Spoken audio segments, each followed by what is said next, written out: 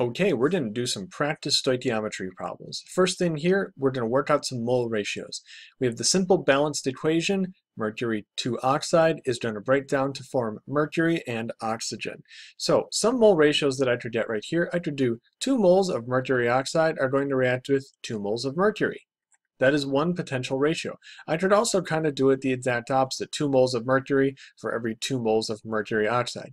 All I did was literally flip these on its head. Both of those are valid mole ratios. I could also do 2 moles of mercury oxide is going to be 1 mole of oxygen right there. Again, all I'm doing is looking at the coefficients, and I could flip this one if necessary, doesn't matter.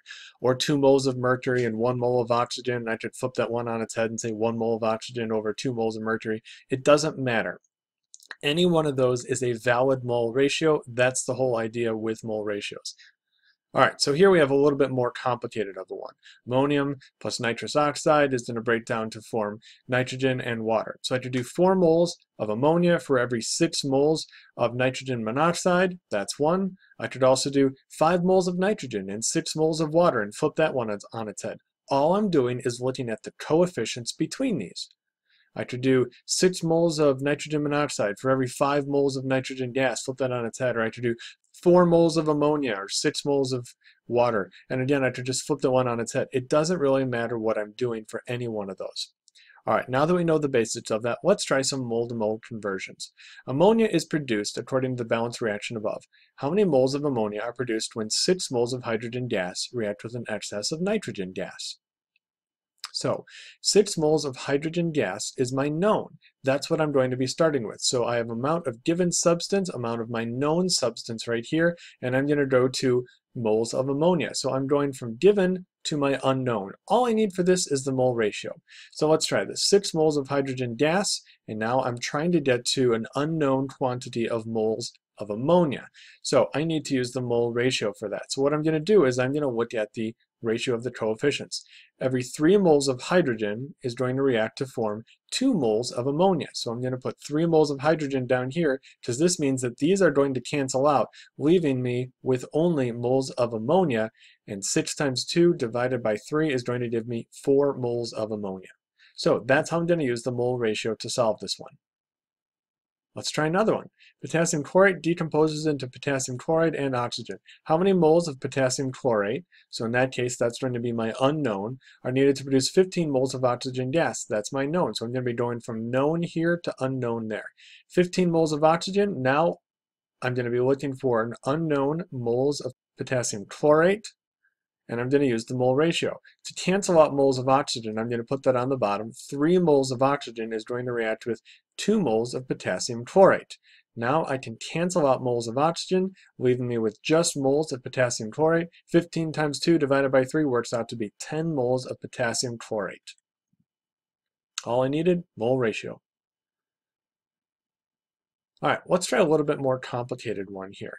So now I need the gram molecular mass for these is because I'm going to be looking for a mass of magnesium oxide. So 2 moles of magnesium, that's going to be right here. That's going to be my given substance. That's my known. But I'm trying to get to mass of magnesium oxide. That's my unknown. So to get from there, I'm going to use the mole ratio and the molar mass. So let's start. 2 moles of magnesium, and I need to cancel that out. So I need to use the mole ratio. So I'm going from magnesium to try to figure out magnesium oxide. Well, to cancel that out, I'm going to put moles of magnesium on the bottom. For every 2 moles of magnesium, I have 2 moles of magnesium oxide.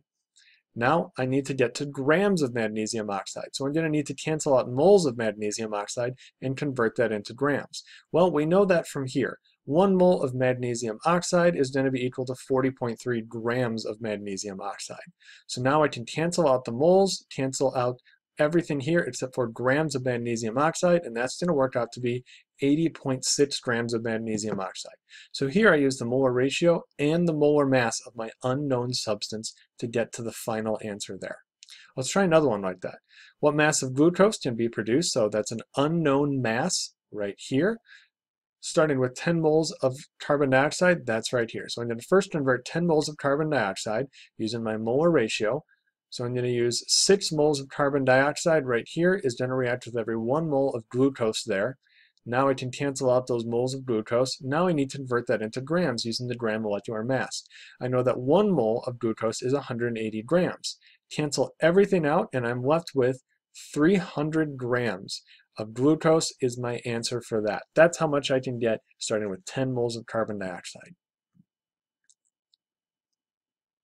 All right, now I'm going to do grams to mole. This one's going to be a little bit different. So I'm saying how many moles is needed to produce 125 grams? 125 grams of oxygen is my known. That's what I'm starting with, mass of a given substance right there. But I'm trying to get to how many moles of mercury oxide. So that's going to be my unknown there. So I'm going from a known quantity to an unknown. Here I need to start with my known, which is going to be 125 grams of oxygen. I need to convert that first into moles using my molar ratio of 32 grams is equal to 1 mole. Now that's going to be in moles of oxygen. Now I can use my mole ratios here.